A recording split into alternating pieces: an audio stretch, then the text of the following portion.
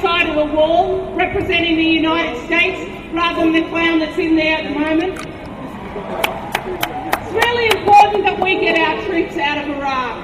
Many of us were here 4 years ago now saying don't send troops into Iraq, it will be a disaster. Well, guess what? It's been a disaster, and we need to get our troops out of Iraq right now.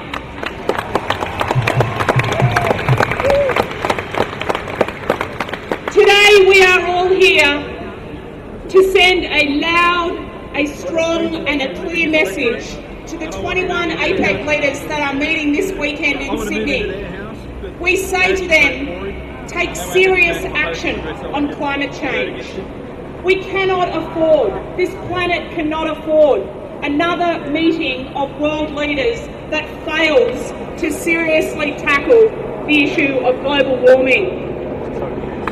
We need world leaders from APEC and around the planet to commit themselves to specific targets by which they will reduce greenhouse gas emissions.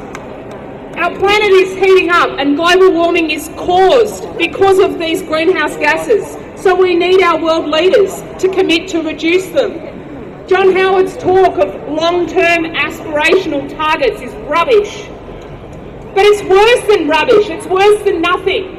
What he is doing this weekend is trying to collude with his friend George W. Bush to undermine the international agreements about tackling global warming.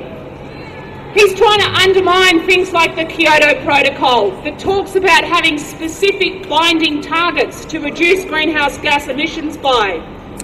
We all know here in Australia that our Prime Minister comes from a world of climate scepticism. We also know that he's in bed with the coal industry. Unfortunately, our opposition is somewhat in bed with the coal industry as well, with the New South Wales government announcing yesterday a new coal mine in the Hunter Valley.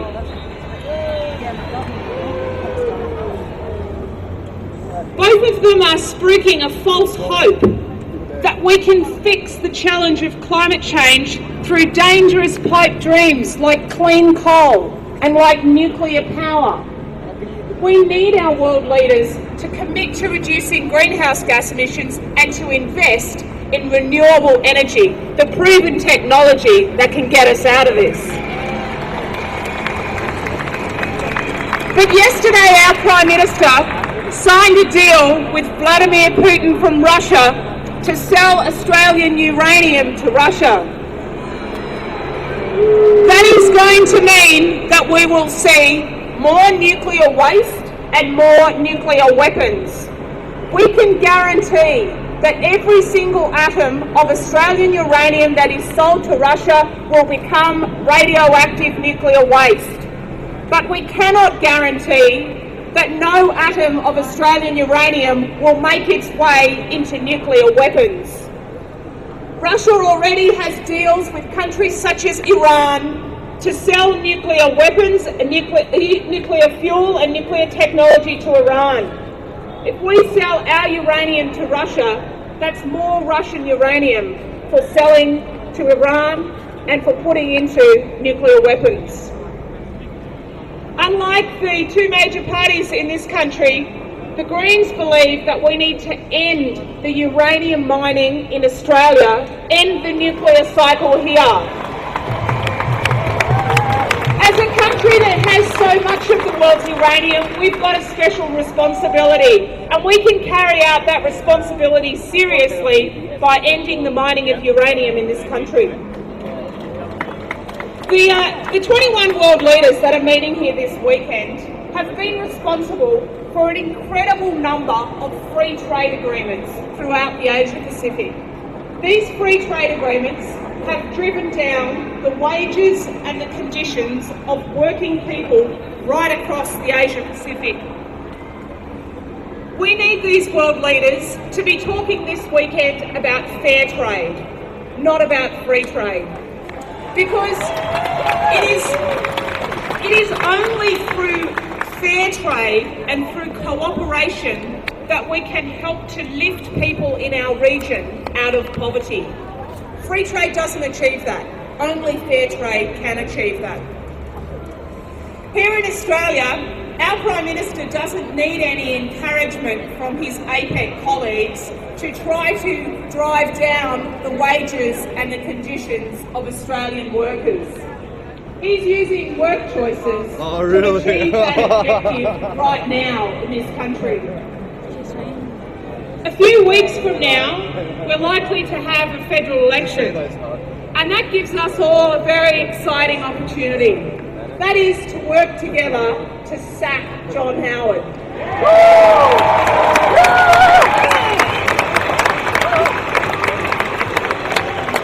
We need to make sure that we get rid of John Howard, but that we also get rid of John Howard's agenda. That we get rid of work choices, that we don't end up with work choices light. I congratulate the trade union movement in this country for the fantastic campaign that they have been running for all of our rights at work. And I look forward to working with the trade union, with my other Green colleagues in the Senate, to ensure that after this election, we not only get rid of John Howard, but we also get rid of work choices in its entirety.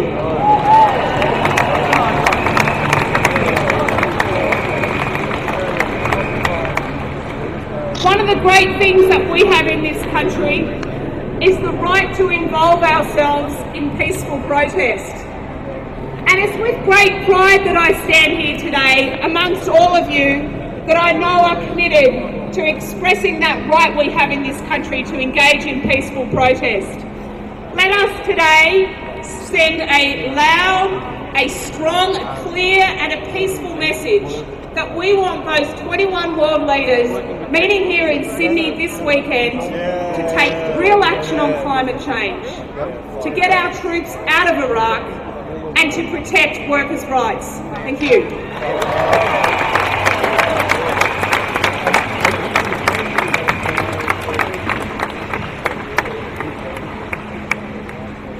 Before I introduce our next speaker, there are a couple of important announcements to make. The first one, I'd actually like to appeal to everybody here to join me in announcing a big thank you, a big round of applause to the Chaser team for their fantastic job around the day.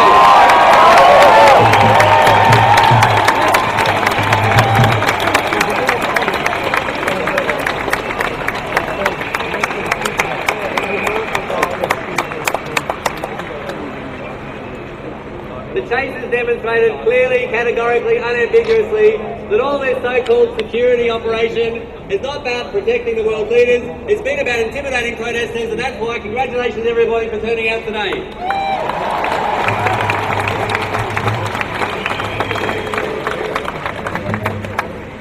Two other announcements I need to make. Number one, this rally has actually cost us a lot of money to organise. Even if every person here would just put in $1, that would easily cover the costs. There will be buckets going around. I'd like to please ask everybody, chuck in a donation, whatever you can afford, into the bucket when it comes around. I'm not sure exactly how it's going to work, but through the rally there will be buckets. And please give generously what you can afford. That'd be fantastic. We also have a concert tonight, this afternoon. We're going to have a rally debrief from 3 o'clock, and then a concert from 4 o'clock. That's going to be at Taylor's on Central in Mary Street, Surrey Hills. And the concert will also be a fundraiser for the rally costs today. And the final announcement is this. Now, hopefully it's not going to be needed, but just in case there is, we do have a first aid team available here today. Here is Carolyn from the first aid team. The first aid team is going to be wearing yellow hats with a green cross on them. Right now they can be found downstairs under the steps next to the town hall station. When we get up to Hyde Park, they're going to be found near the corner of near the coffee shop next to the St James station. So there is a medical team available. Congratulations to Caroline and the medical team for organising that.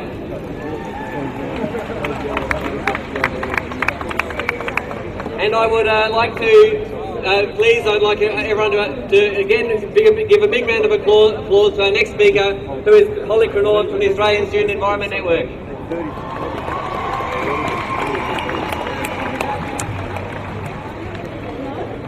Today we stand on stolen land, and the sovereignty of the Gadigal people of the Eora Nation has never been ceded.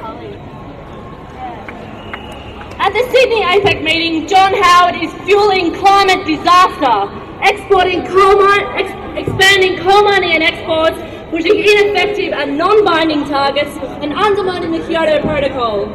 On Wednesday, George Bush and John Howard announced their nuclear pact, escalating uranium mining, dotting nuclear power stations along the Australian coastline, and turning Australian universities into research and training grounds for a dangerous and unsustainable industry. Sydney University is marked for a major role, proposing the first nuclear institute in over 20 years. Students opposed their university's role in Howard's aggressive nuclear push.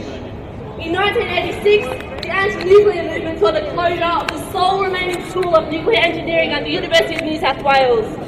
20 years on, there is still no support for Howard's nuclear agenda, and we will shut down the Institute of Nuclear Science at Sydney University before it begins.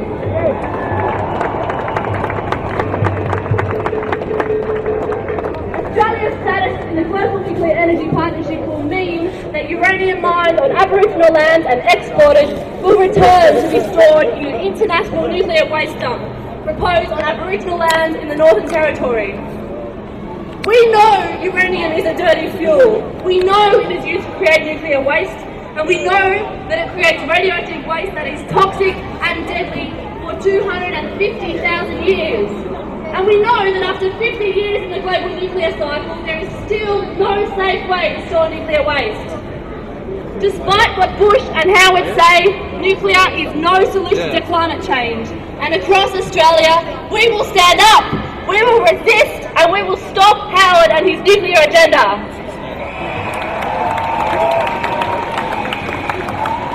John Howard and the New South Wales Police have spent the last year attempting to intimidate, suppress and stop today's rally against Howard and APEC's nuclear agenda.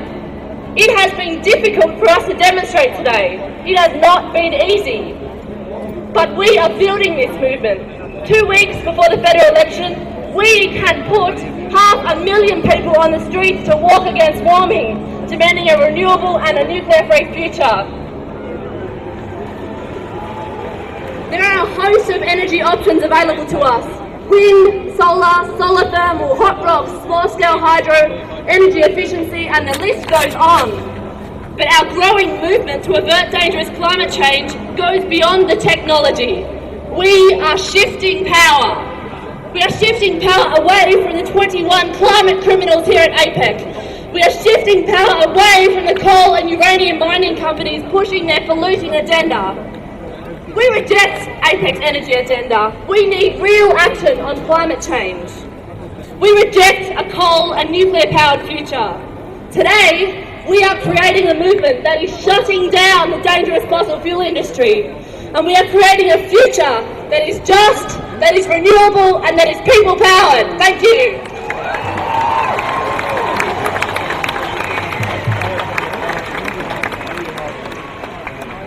All right, we're coming to the end of our speaking list now. We've got 2 more speakers.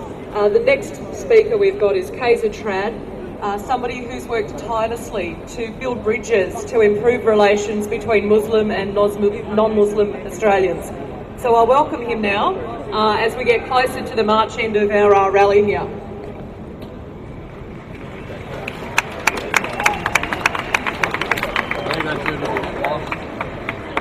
It's very heartwarming to see everybody here today, especially when it started out raining.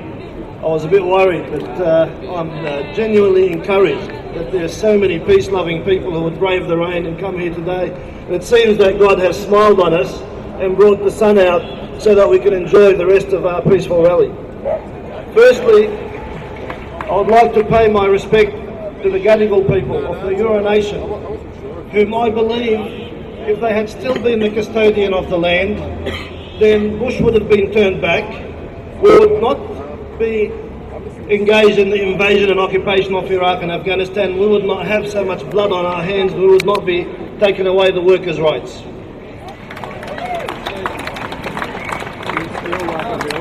I was talking to my friend Mufti Al-Hilali about this protest yesterday, and he drew a very interesting example for me. He said the difference between a good leader and a bad leader. The difference between a man of peace and a warmonger. The difference between people who spread love and people who spread hatred. The difference between good, law-abiding people and terrorists is that when a man of peace comes, the whole city opens up. Everybody's happy to see him. He's not afraid of the people. But when a man of war comes, he's afraid. They build security fences for him. He closes down the whole city. Everything goes to a standstill, the whole city grinds to a halt. And the example is when the Dalai Lama was here in June, everybody welcomed him. He didn't need these fences. He didn't need all this security. But now George Bush is here, and he is so afraid of meeting the people. He is so paranoid. And those leaders who've got blood on their hand, they are so paranoid that they are erecting all these security fences because they are scared of their own people, because they know they've done something wrong, they know they've got so much to hide, and they are scared that we have a hint of some of their wrongdoings, so they are hiding behind these fences and they refuse to see us face to face.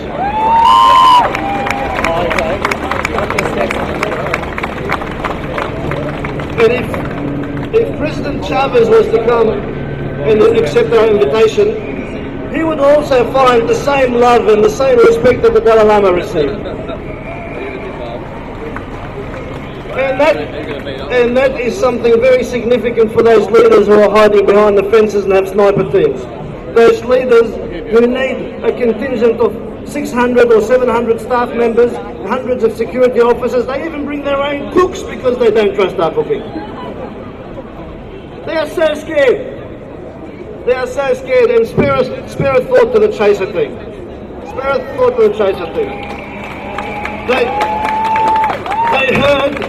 They heard that some clowns were coming to town. So they thought, this is our opportunity to find some recruits, we need some new talent. So they went out there to audition these clowns, and what they found is that these clowns who run the town, and these clowns who run this world, have no sense of humour.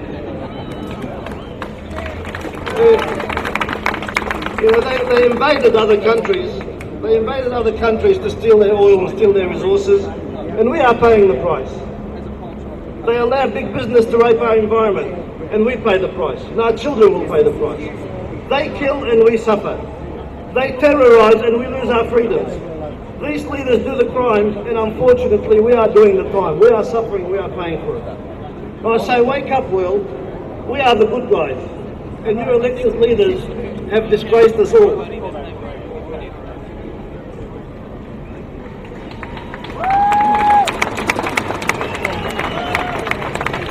You know, it was suggested to me yesterday, a well-meaning person said to me that they've got all this security, all these police, all these sniper teams, because they think we want to hurt Bush and his cronies. I thought, what would ever bring that thought to your mind? Why would we want to hurt Bush? This man's life is so miserable. Why would we want to end that misery? If this man needs all this security, if he is haunted by the ghosts of the people he killed in Iraq, he's haunted by the screams of their widows, he's haunted by the screams of their orphans, he's haunted by the screams of the little children, he's haunted by the screams of all these people he killed in Iraq and Afghanistan, and his foreign policy towards the Middle East and so many other countries. Let his haunting keep his misery for him. Let it never be said that we are the ones to reduce that misery. Let him repent. He's only going to find peace when he pulls the troops out, starts to fix the damage he's done to the environment, and starts paying reparation for the people whom he has hurt. That's the only time he's going to find peace. That is the only time these people are going to find peace. We are not a threat for them. We are the conscience that helps them back on the right track. Only if they would listen. Only if they would listen. These people are committing the crimes. They are the ones who are killing and raping and pillaging and destroying this world. Our crime, just to pay for the demonstration. our only crime, is that we care. If there's any referral that goes into the end.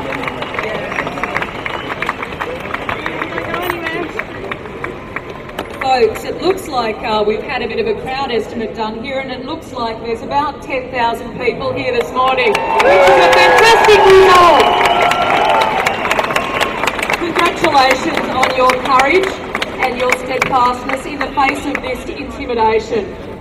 I'd now like you to join with me in welcoming two very important groups that were part of the Stop Bush Coalition, the Maritime Union of Australia and the Fire Brigade Employees Union.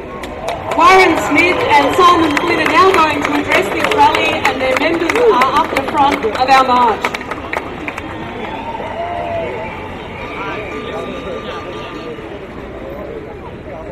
Comrades, welcome. Now, tell you what, there's one guy that ain't welcome here today. That's George Bush. We say, get out, George Bush. You're not welcome in this country. Talk about being invaded. We've already been invaded. We've been invaded by big US corporations who are trashing this country, stealing our jobs and robbing the people of their resources and their rights. Comrades, today, the bars across our beautiful city, what they symbolise is not keeping protesters out. What they symbolise is that capitalism is in jail. The leaders of the world, they can't go anywhere. Wherever the World Trade Organisation goes, wherever the IMF goes, wherever APEC goes, wherever the World Economic Forum goes, they have to lock the people out because of their filthy policies that are standing over people, murdering people all throughout the world, and it's got to stop. APEC means war. APEC means globalisation. APEC means a neoliberal agenda that is about free trade agreements. It's about driving Australian jobs offshore, driving Australian workers offshore, looking for the lowest common denominator in wages and standards of living, standards of safety. That's what APEC's about. It's about deregulation. It's about nuclear power and destroying the environment in favour of profits for big corporations. And we say no to APEC, no to capitalism. And most of all, from our perspective, the reason why the Maritime Union has engaged here is because that neoliberal agenda reflects work choices, Howard's rotten anti-worker laws, and we're going to beat them laws, and we're going to beat John Howard, and we're going to send him to the dustbin of history.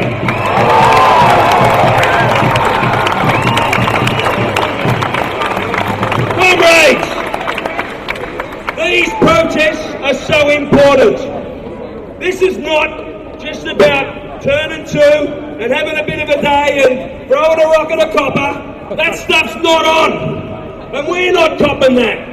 And with trade union movement saying that will not help us build our movement. There are bigger fish to fry. We want a movement here that is so big and is so powerful that it overthrows government. That's what we want.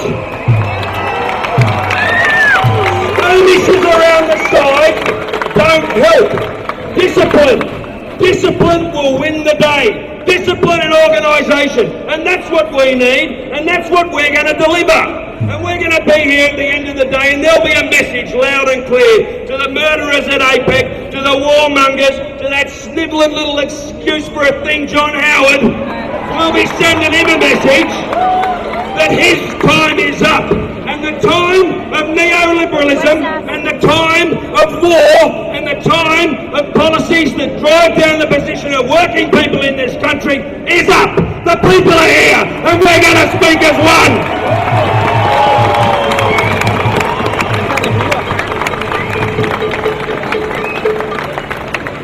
Well said, comrade. What you've just heard represents the voice of organised labour.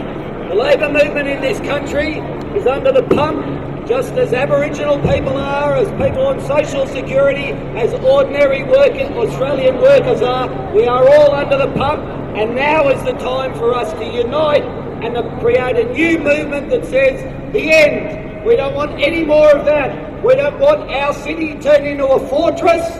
We don't want to be locked out of our peaceful, placid, harmonious city and have these war criminals and these corporate monsters come in here and carve up what we own, what we've built up over 100 years, and it is not acceptable. That is not democracy. This is democracy.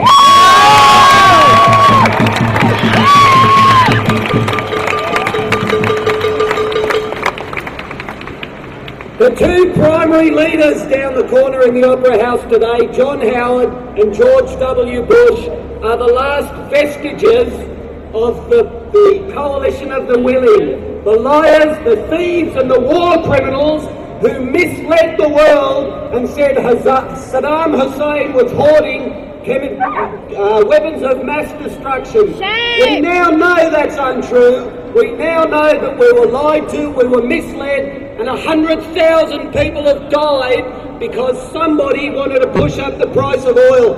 It's not on, and now is the chance for us to say loudly and clearly, get out. We've had enough. John Howard had no mandate for war. George W. Bush had no mandate for war. There is no mandate, and it's time to bring the troops home now. The fact that the Australian Labor Party is equivocating on it is something that we have to hold them honest on. It's up to people like us to make sure that the Labor Party can't move on that. It's up to us to insist that the troops come home. Howard has no mandate for industrial relations either, and neither does the Australian Labor Party. The Australian Labor Party was built out of a mass movement like this one. It arose out of the shearers' strike in 1891, when the Australian shearers were told that they'd have to shear 100 sheep to get £1. That was something like 3 days' work for £1. The shearers stood their ground, said, we're not copping that. They blockaded a town called Barracline. They got the Australian maritime industry involved, and the wharfies at Rockhampton refused to ship the wool. The government of the day moved in and sent 200 armed troopers in to surround the Union Hall. They captured, they tried, and they sentenced to 2 years jail the strike committee. The strike was broken. The Labor movement got together and decided that they needed a new approach to it. At the time, the Labor movement said, we'll form a political party. That political party was owned by the trade union movement, and now is not the time for the tail to be wagging the dog. Now is the time for strong labour laws, not weak labour laws. Everybody here has a job, everybody here works, and there is no reason that we should cop cuts to our wages and conditions and laws that criminalise legal, legitimate industrial activity. Comrades, thank you for coming along. Power to the people.